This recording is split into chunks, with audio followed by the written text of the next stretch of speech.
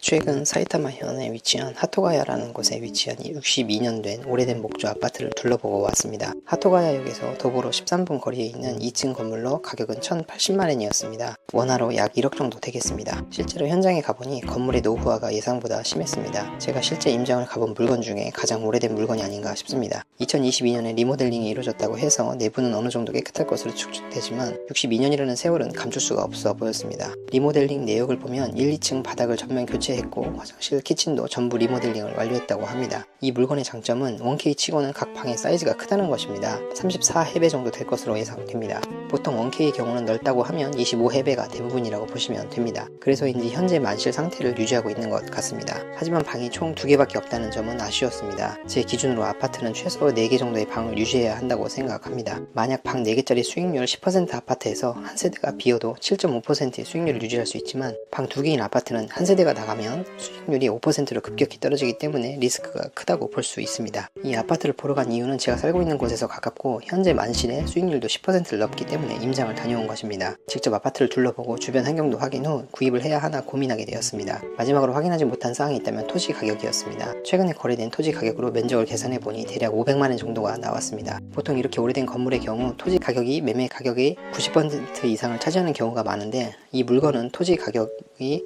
매매가의 50% 정도밖에 되지 않았습니다. 즉 매매 가격이 비싸게 측정되었다는 것입니다. 이는 투자 물건으로서는 리스크가 높다고 판단할 수밖에 없었습니다. 만약 제가 이 물건을 1천만원에 구입하게 되면 은행 기준으로 본다면 대략 토지 가격이 500만원이고 건물의 가치는 0엔이기 때문에 저는 1천만원짜리 부동산을 구입한 게 아닌 마이너스 500만원짜리 채무가 늘어난 것으로 은행에서는 판단할 것입니다. 그리고 무엇보다 이런 물건의 경우 대출 금액이 많이 나오지 않습니다. 만약 은행 대출이 많이 나온다고 해도 토지 가격인 500만원이 상한선이라고 생각됩니다. 만약 500만원 대출을 받고 구입을 하게 된다면 수수료를 포함해서 제가 초기 비용으로 지불해야 하는 금액은 대략 600만원을 현금으로 지불해야 되는 것입니다. 현금 600만원은 부동산에서 상당히 다양한 투자를 할 수 있는 큰 금액입니다.